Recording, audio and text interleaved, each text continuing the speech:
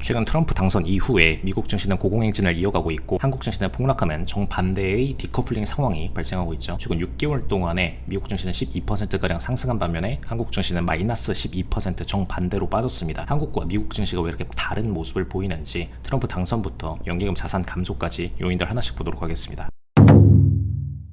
일단 트럼프 전 대통령이 차기 미국 대통령으로 당선이 되면서 경기 부양 정책과 법인세 인하에 대한 기대감이 굉장히 커졌죠. 그럴 수밖에 없는 게 지난 정부에서 법인세 인하, 대출금 금리 완화, 증시 부양 등 철저히 법인 중심의 운영을 진행을 하면서 실제 증시나 기업 업황이 호황이었습니다.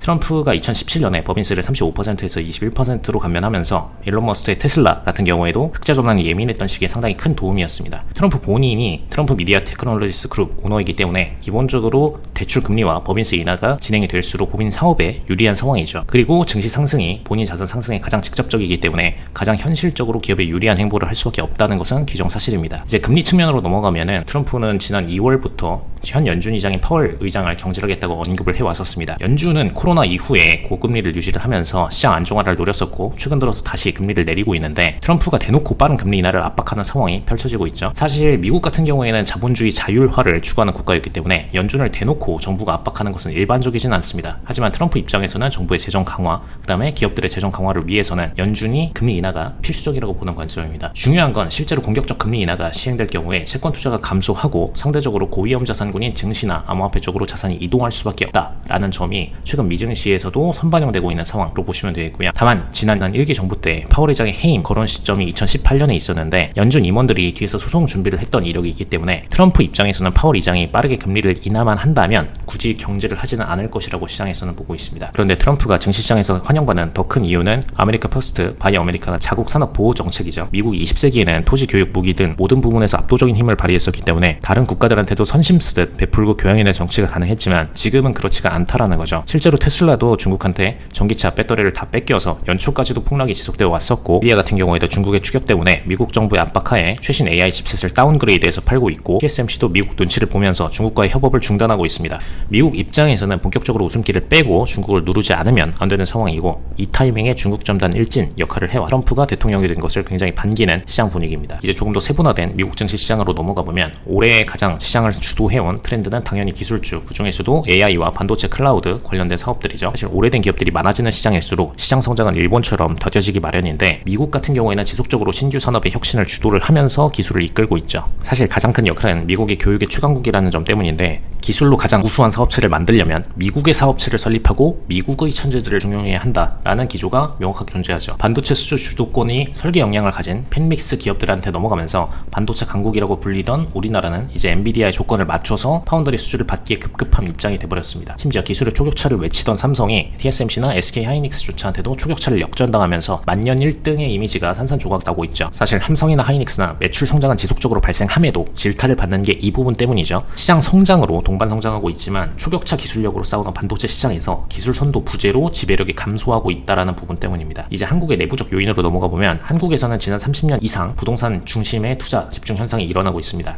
시장의 투자금이라는 것은 한정되어 있는데 저축이나 투자로 돈을 모아도 최종적으로는 부동산을 사는 현상이 반복되면서 미국과는 정반대의 부동산 쏠림 현상이 강하게 발생하고 있죠. 지금 투자하려고 유튜브를 보시는 분들도 100억을 버시면 이 중 50억 이상은 강남 3구 아파트를 사는데 돈을 쓰시려고 할 겁니다. 그런데 한국이 노년까지 부동산을 집착하는 것처럼 미국은 반대로 죽을 때까지 주식시장에 믿고 묻어두는 기조가 좀 확실한 편입니다. 워렌 버핏 같은 경우에는 사후에 남은 자산은 인덱스, 즉 주가지수에 투자를 하라고 할 정도니까 죽을 때까지가 아니라 죽고 나서도 믿을 수 있다라는 건데 제가 져서 그래프 게임에서 주장했던 부분이 이 내용입니다. 결론적으로 자본이 가장 많이 쌓이는 곳이 가장 잘 상승할 수밖에 없다라는 겁니다. 우리나라 부동산의 강남 3구 중심 상승이나 디플레이션으로 자본이 축적되고 있는 비트코인처럼 보시면 됩니다. 그 다음으로 한국 시장의 가장 큰 우려가 한국의 연기금과 보험이죠. 국민연금 같은 경우에는 그동안 한국 주식 시장의 가장 중요한 기관 투자자로서 큰 역할을 해왔는데 최근 인구 감소로 인해서 연기금 자산이 축소되면서 주식시장에 대한 투자 비중 감소에 대한 우려가 지속되고 있죠.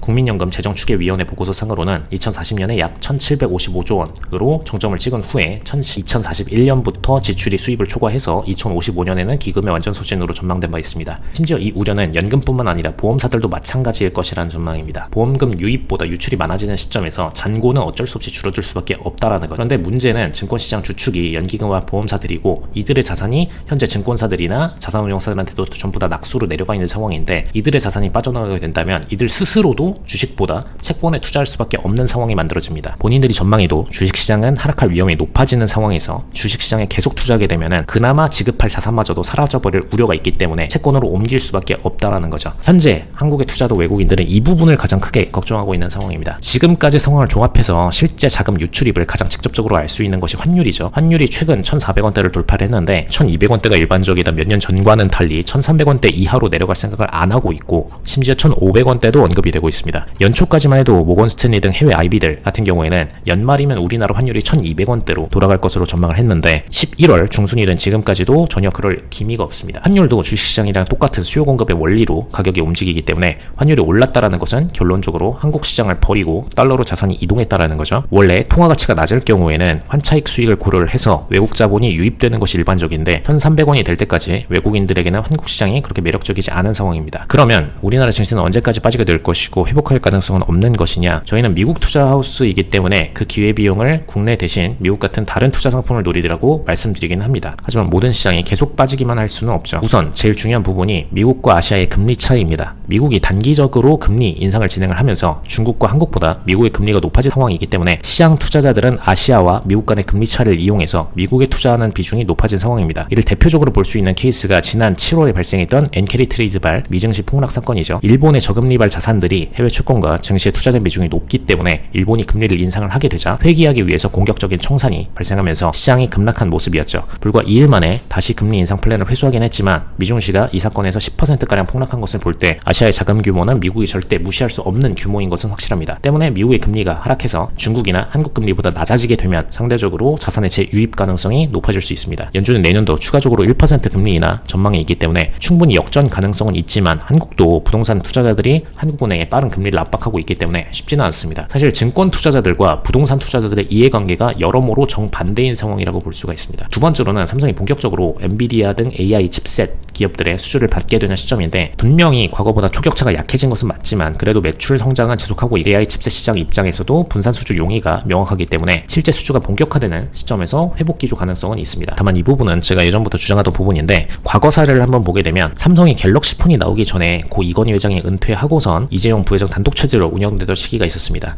이때 윈도우를 탑재한 옴니아 등 실패작들을 연달아 출시를 해서 이건희 회장이 삼성전자 회장으로 복귀를 하면서 빠르게 갤럭시 시리즈들을 출시하는 그런 시즌을 만들어냈던 바 있었습니다. 이때 보여줬던 경영 능력을 참고할 때 삼성에서 고 이건희 회장이 만들어낸 초격차의 가속력이 상당히 절대적이었고 지금은 그런 파워가 부재하다는 것은 분명한 사실입니다. 회사들도 삼성의 경영 능력이 빠르게 움직이는 반도체 시장에서 이전 같은 초격차를 만들어낼 수가 없다라고 평가하는 만큼 이전처럼 매출이나 이익 대비 높은 가치를 평가받기는 어렵다는 것은 분명합니다.